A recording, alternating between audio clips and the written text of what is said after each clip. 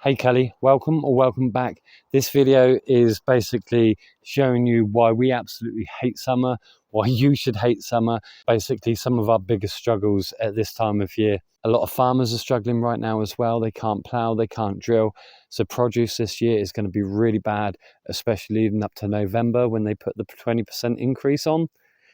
Yeah, let's have a proper look, shall we?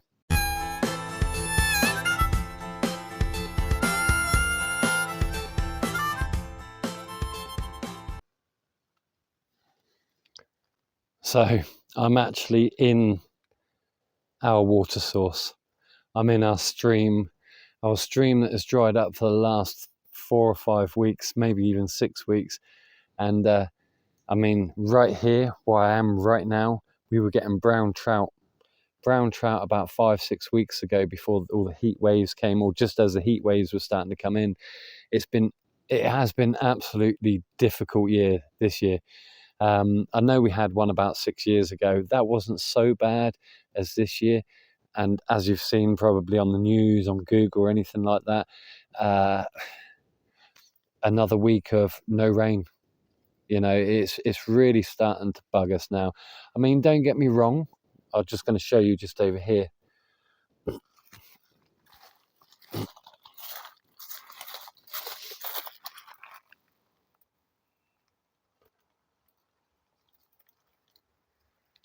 So don't get me wrong, there's still pockets of water with flies and debris and everything else on. And don't get me wrong. So what you could do in this situation, there's that water just down there. We could dig a well. We could dig a well and dig it out well. And then what we'll do is it will naturally filter through the sediment, through the rock bottom or the hard core, and we'll be able to get fresher water for our water filter, collect it in the bottles and sort it out that way.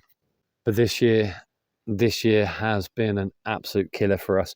Luckily, you guys that buy us a coffee, you're absolutely awesome. It's allowed us to have a beer from time to time. Absolutely amazing guys, and your support is always welcomed, really is.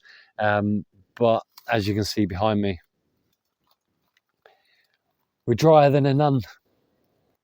Am I allowed to say that? Sod it, why not?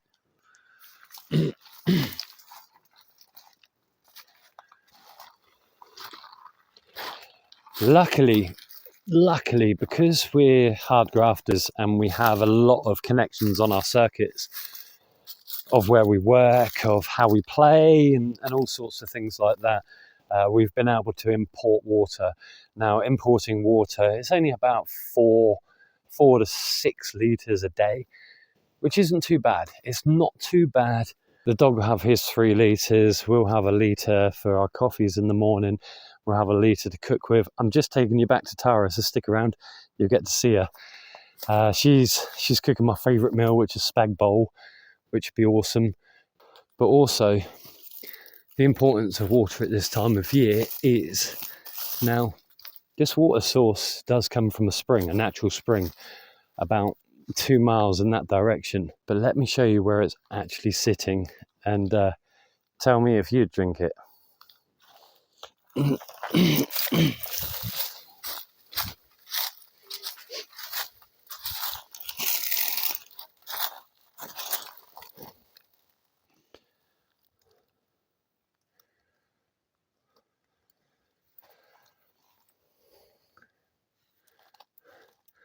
Now that image didn't do it any justice for you at all, but it's manky and horrible, sedimented. Everything's laying on the top. It looks like, don't get me wrong, it looks like the farmer has slopped out into the stream. That's not my place to say so. It's their land. They can do what they want. Obviously the woodland isn't, but you're going to get runoff from the fields depending on what's happening at certain times of year and things like that. Although it looks like there is water around here, there's really not. There's really not any water at the moment. And that's fine, because as some of you know, I mean, Ian, you know, I saw you, I've been working at a pet shop. Just helping out whilst the owner has been away.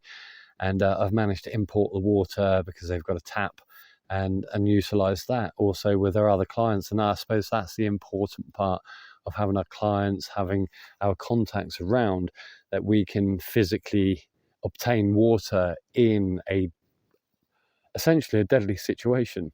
I mean, of course, what we could do is make up our own filter and filter all this sedimented, what looks to be putrid, horrible water, and put it through the sand, put it through the stones, put it through the charcoal, and keep going, do it a couple of times. But that's the importance of having a really good standard solid filter. This isn't a plug, this isn't a sponsor, but the Sawyer filter, it filters 100,000 gallons of water. Now, if my maths is correct, being in our 40s, it's going to last until we're about 160 years old. It's a no-brainer. Yes, of course, you've got to worry about winter, and this is why we've said in our winter videos, if you check those out, that we keep our water filter, our Sawyer water filter, in our sleeping bags with us, or at least in the tent. It stops it from freezing. So that longevity and making sure that we back flush it. I've seen a lot, and no offense to other channels that you've done your water filters. You know, I'm going on about Mick. No offense to you guys, but 2,500 litres, 1,000 litres for those exponential prices is a little bit like, really? Are you buying a gimmick, or are you buying for longevity, practicality, out in the wild, survival situations? This isn't a survival situation for us. It's a thrive situation, although it has become a bit of survival by the importing and actually using a brain cell of a peanut to get that in, look after ourselves, make sure dog's got enough, Tara's got enough to cook, and I've got enough to make coffee in the morning, right? But yeah, I mean, we could well it, we could filter it naturally. There is sand around here. There's flint rock, there's bedrock and hardcore. There's also charcoal. There's natural charcoal, which might give you an inclination as to where we are. There is a huge sediment of charcoal layer or strata around in this area, which we could dig out, crush up, grind down, or even burn up if we so needed to. And then what we could do is then incorporate that into a tripod filtering system, as a lot of you would have seen online already.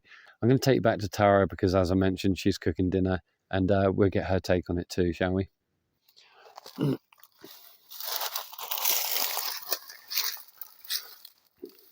Everything's so crispy right now. It is horrible.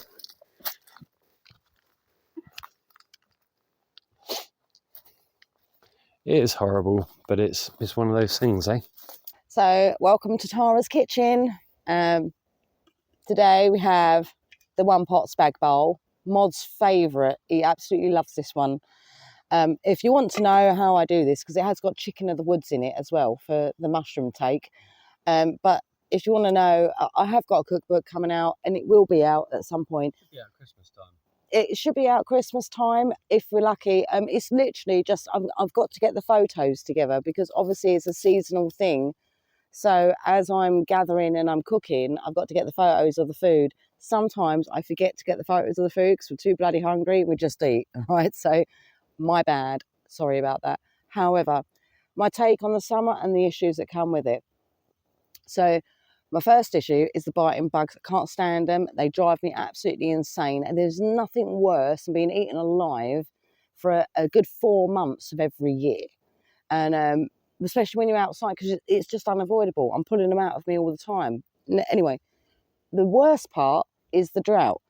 So as Mod's mentioned, when things dry up, it gets really bad. Now, at one point, when I was travelling, before me and Mod had got together, and I was travelling through the continent, I went over to Holland.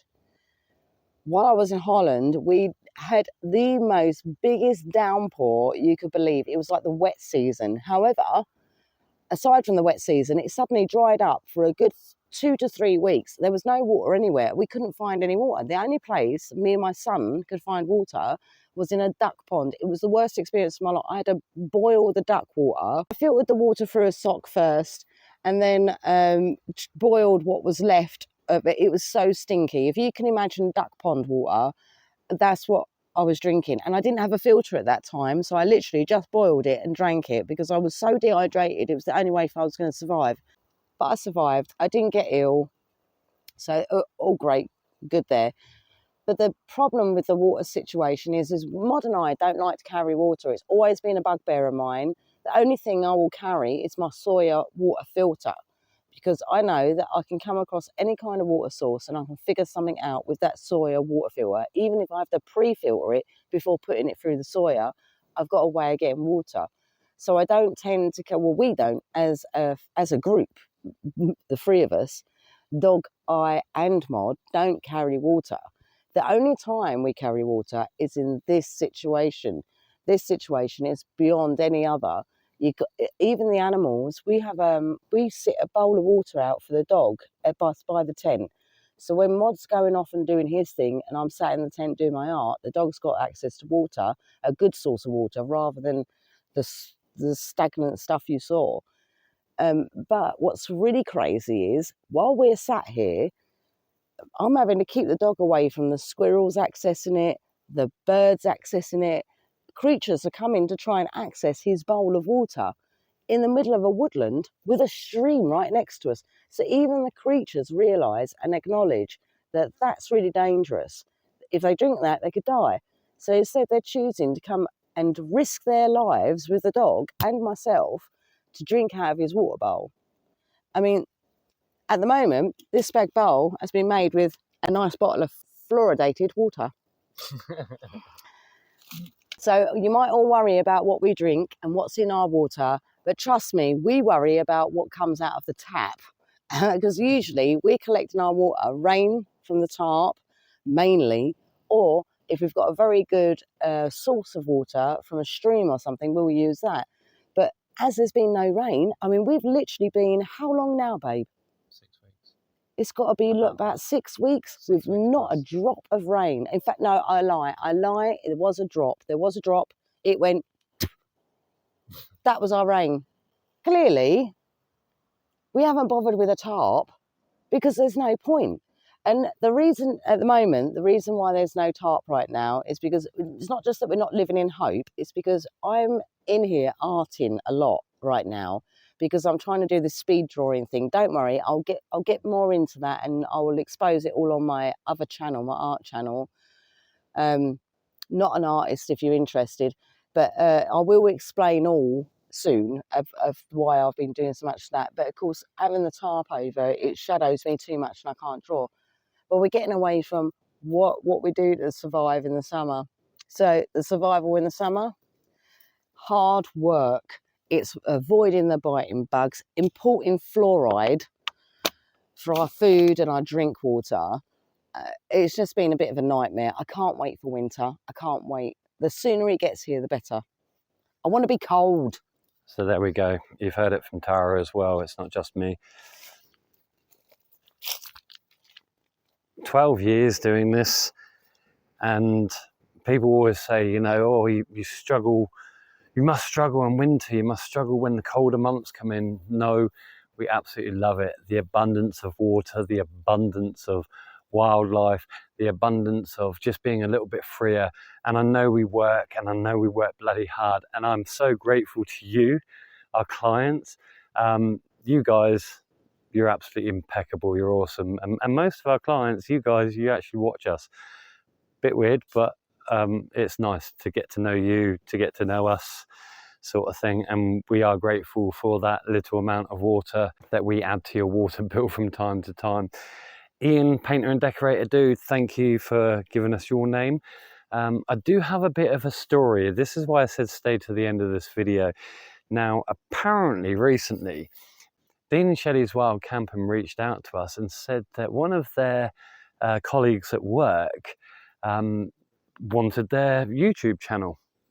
Awesome, absolutely brilliant. Apparently, Lizzie, friends of Dean and Shelley's Wild Camping, their father, John King, mentioned us, like, oh, have you heard of Log Hoppers? So John King is a shout out to you. Thank you for being a fan. Awesome. Thank you for being here. Thank you for sharing us around and all that hype, right? yeah, the conversation, it went a bit awry because we speak to Dean and Shelley personally. So it was like, oh, wow, sorry we've not done it too much justice. Well, I haven't. I've had a beer today, courtesy of you guys. It's awesome. But no, John, King and Lizzie, your daughter, and Dean and Shelley, thank you guys really, really, really from our entire whole hearts. It's absolutely amazing. Thank you. I want to give a special thanks to Mark Holloway Handbag as well. Mark, you're an absolutely true diamond, a true friend. We've never met you. We don't know what you look like. We don't know what the London girls look like either. We have all sorts of images. We do have all sorts of images, especially when Tara draws like the flapper girls with her art and stuff like that. Like, oh, the London girls, we like put them into the old 60s, 40s to 60s sort of flapper girls and stuff. Yeah. Awesome. But Mark, if you could send us an image of you and your girls via email, I'll put it up on the screen here, of you and your girls, Tara would love to draw them as just a thanks, free of charge, just a thanks to you. It would make our day. It really would. Anyway, we're going to leave it here. Yeah, things are a struggle, but we're thriving, we're surviving and doing our thing as we usually do. So until next time, Kelly, happy hopping.